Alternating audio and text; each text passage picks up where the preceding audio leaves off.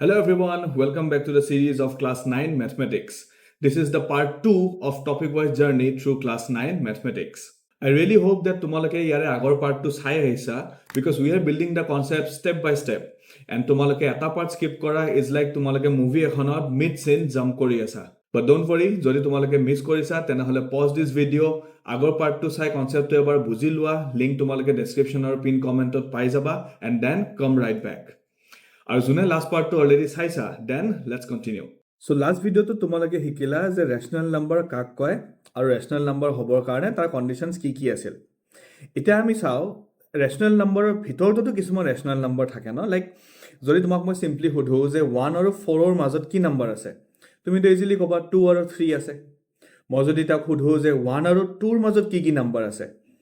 তেতিয়াতো আমি ক'ব পাৰো না যে 1 আৰু 2 ৰ মাজত infinite number of rational numbers আছে So এতিয়া আমি চাম হে ইনফাইনাইট নাম্বাৰছবোৰৰ মাজত কেইটামান পাৰ্টিকুলাৰ নাম্বাৰ আমি কেনেকৈ বিচাৰিব পাৰো সো ইয়াতে মই এটা এক্সাম্পল লিখিছো find 6 rational numbers between 3 and 4 এটা তোমালোকে এটা বস্তু মনত ৰাখিবা যে যদি আমি ৰেচনেল নাম্বাৰৰ ভিতৰৰ আকৌ ৰেচনেল নাম্বাৰ ওলাব লাগে আমাৰ ডিনোমিনেটৰছবোৰ সদায় সেম হ'ব লাগিব ডিনোমিনেটৰছ যেতিয়া সেম থাকিব আমি তেতিয়াহে বেলেগ বেলেগ নাম্বাৰছ আকৌ বিচাৰিব পাৰিম সো মই তোমালোকক এটা সিম্পল ট্ৰিক শিকাম ইয়াতে চোৱা find 6 rational numbers between 3 and 4 right so তোমালোকে নাম্বাৰছ কিটা লিখি লোৱা 3 and 4 এতিয়া 3 and 4 ক মই এজ এ ফ্ৰেকশন কেনেকৈ লিখিব পাৰিম এজ এ ফ্ৰেকশন লিখিব পাৰিম 3/1 and 4/1 কৰি এতিয়া 3/1 আৰু 4/1 ৰ মাজত ৰেচনেল নাম্বাৰছ মই এতিয়া ওলাব লাগে তো তোমালোকে কি কৰিবা ইয়াতে চোৱা তোমালোকক কিমানটা ৰেচনেল নাম্বাৰ ওলাব দিছে 6 ৰেচনেল নাম্বাৰছ ওলাব দিছে সো আমি কি কৰিম মানে মই ইউজুৱেলি কি কৰোঁ যেটো মোৰ কাৰণে ইজি হয় ৰেচনেল নাম্বাৰ যেটো থাকে তাৰ ডিনোমিনেটৰটো 10 কৰি দিবা সদায় বিকজ 10 দি মাল্টিপ্লাই কৰিব ইজি হয় আমাৰ এক্সামত বেছি টাইম কনজিউম নহব সো এটো আছে 3/1 এটো আছে 4/1 মই সবকে যদি 10 দি মাল্টিপ্লাই কৰোঁ মই কি পাম 30/10 আৰু মই পাম 40/10 এতিয়া চোৱা 30/10 আৰু 40/10 ৰ মাজত মোৰ মাত্ৰ 6টা ৰেচনেল নাম্বাৰ ওলাব লাগে সো মই কি ৰেচনেল নাম্বাৰ ওলাব পাৰিম তো মই ওলাব পাৰিম 31/10 32/10 33/10 34/10 say 38/10 39/10 কিমানটা হ'ল 6টা নাম্বাৰ হৈ গ'ল সো 30/10 আৰু 40/10 ৰ মাজত 9টা নাম্বাৰ আছে সো 9টা নাম্বাৰৰ ভিতৰত মই যিকোনো 6টা লিখি দিলে হ'ল এতিয়া তোমালোকে এটো 10 দি মাল্টিপ্লাই নকৰি 20 দিও কৰিব পাৰা 15 দি কৰিব পাৰা 100 দি কৰিব পাৰা যিকোনো মন তোমালোকে কৰিব পাৰা সো এটো নেসেসাৰি নহয় যে তোমাৰ আৰু তোমাৰ কোনবা ফ্ৰেন্ডৰ এনসাৰ সদায় সেম হ'ব এনসাৰ বেলেগো হ'ব পাৰে কিন্তু যদি তোমালোকে কাৰেক্ট মেথডটো প্ৰপাৰলি কৰা তেতিয়া হলে তোমালোকৰ যিকোনো এনসাৰ কাৰেক্ট হ'ব ঠিক আছে সো আমি এনেকুৱা আৰু এটা এক্সাম্পল চাও যত অলপমান ডিনোমিনেটৰটো বেলেগ থাকিব এবাৰ next question to hold find 5 rational numbers between 3/5 আৰু 4/5 তো ইয়াতে again মোক দুটা ফ্ৰেকশন দিয়া আছে 3/5 আৰু 4/5 সো এটা চোৱা 3/5 আৰু 4/5 ৰ মাজত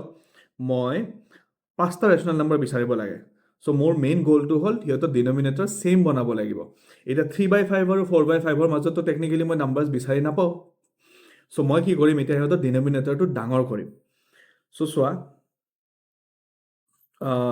কিহেদি মাল্টিপ্লাই কৰোঁ এগেইন 10 দি কৰি দিওঁ 10 দি মাল্টিপ্লাই কৰিব ইজি হয় টাইম বেছি কনজিউম নহয় সো মই 10 দি কৰি দিওঁ 10 দি কৰিলে মই কি পাম 30/50 ইয়াতে পালো মই 40/50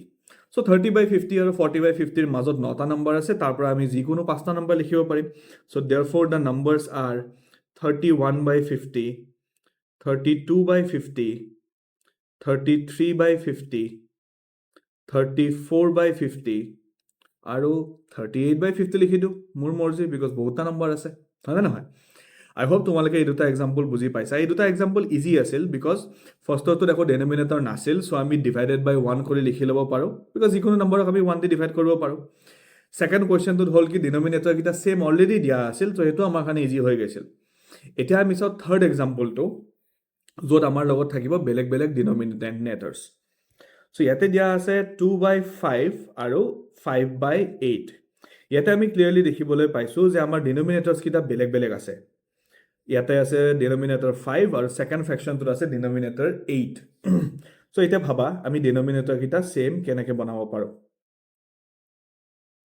তোমালোকে আগতে ফ্ৰেকশনৰ প্লাস মাইনাস কৰোতে পাইছিলা নহয় যে আমি ডিনমিনেটৰ কিটাৰ যদি এলসিএম ওলাই লও তেতিয়া আমি ডিনমিনেটৰ কিটা সেম বনাব পাৰিম ইয়াতো আমি অলমোস্ট সেম বস্তুৱে কৰিম ইয়াতে আমি কি কৰিম চোৱা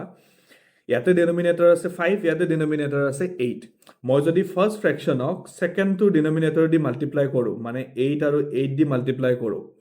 and second fraction took যদি মই first denominator দি multiply কৰো like 5 আৰু 5 তেতিয়া মোৰ denominator same হৈ যাব কেনেকে same হ'ব সোৱা so এটো হৈ গল 16/40 আৰু এটো হল 25/40 তো সোৱা 16/40 আৰু 25/40 ৰ মাজত আমি 8টা ৰেশনাল নম্বৰ ওলাব লাগে so ৰেশনাল নম্বৰ আমি 8টা পাম নে obviously পাম so 70/40 18/40 19/40 20/40 21/40 22/40 23/40 আৰু 24/40 বাস আমি 8টা ৰেশনাল নম্বৰ পালো যদি যত আমাৰ ডিনমিনেটৰ কিটা বেলেগ বেলেগ আছিল সো এনেকুৱা টাইপৰ কোৱেশ্চন তোমালোকৰ এক্সামত আহিব পাৰে এনেকুৱা তিনটা টাইপৰ কোৱেশ্চন আছে যত এটাত আছে কি তোমালোকৰ একো ডিনমিনেটৰ নাথাকে যদি ডিনমিনেটৰ নাথাকে তোমালোকে 1 দি লবা এজ এ ডিনমিনেটৰ যদি তোমালোকৰ ডিনমিনেটৰ সেম থাকে তেতিয়া হলে তোমালোকৰ কাৰণে একদমই ইজি জাস্ট মাল্টিপ্লাই উইথ 10 বা 100 তেতিয়া কি হ'ব বহুত কিটা অপচন পাই যাব তোমালোকে মাজত আৰু যদিহে ডিনমিনেটৰ একে নাথাকে তেতিয়া হলে ফাৰ্স্ট ফ্ৰেকশনক সেকেন্ড ফ্ৰেকশনৰ ডিনমিনেটৰ দি মাল্টিপ্লাই কৰিবা আৰু সেকেন্ড ফ্ৰেকশনক ফাৰ্স্ট ফ্ৰেকশনৰ ডিনমিনেটৰ দি মাল্টিপ্লাই কৰি দিবা আৰু তেতিয়া কি হ'ব এলসিএম উলোৱা কাৰণে আমাৰ ডিনমিনেটৰ কিটা সেম হৈ যাব ডিনমিনেটৰ যদি সেম হয় তাৰ মাজত আমি যিকোনো নম্বৰ ওলাব পাৰিম ৰাইট সো আই হোপ তোমালোকে এখিনিলৈকে বুজি পাইছা সো এতিয়ালৈকে আমি শিকিলো ৰেশনাল নম্বৰ কাক কয় ৰেশনাল নম্বৰ হ'বৰ কাৰণে কন্ডিশনস কি আছিল আৰু ৰেশনাল নম্বৰৰ মাজৰ ৰেশনাল নম্বৰস আমি কেনেকৈ ওলাব পাৰিম এতিয়া নেক্সট ভিডিওটোত আমি চাম যে এই যে ৰেকাৰিং ডেসিমেল খিনি আছিল আমাৰ যিবোৰ non terminating and recurring decimal আছিল হে non terminating and recurring decimal খিনি আমি কেনেকৈ p/q ফৰ্মত এক্সপ্ৰেছ কৰিব পাৰো So I hope তোমালোকে এইখিনি কনসেপ্ট বুজি পাইছা যদি এইখিনি বুজি পাইছা তেনেহলে তোমালোকে শিওৰলি আবাৰ নিজে ঘৰত প্ৰ্যাকটিস কৰিবা আৰু I will see you in the next class যদি তুমি লাষ্টলৈ আছা then congratulations you are not just watching math you are leveling up leave a thumbs up in the comment section so that I know that you are the real one আৰু এই ভিডিওটোৱে তোমাক যদি help কৰিছে তেনেহলে don't forget to give a like subscribe to the channel and also share কৰিবা তোমাৰ ফ্ৰেণ্ডছৰ লগত যিয়ে মেথছত struggle কৰি আছে See you in the next class. Until then, stay smart, stay sharp, and stay ahead.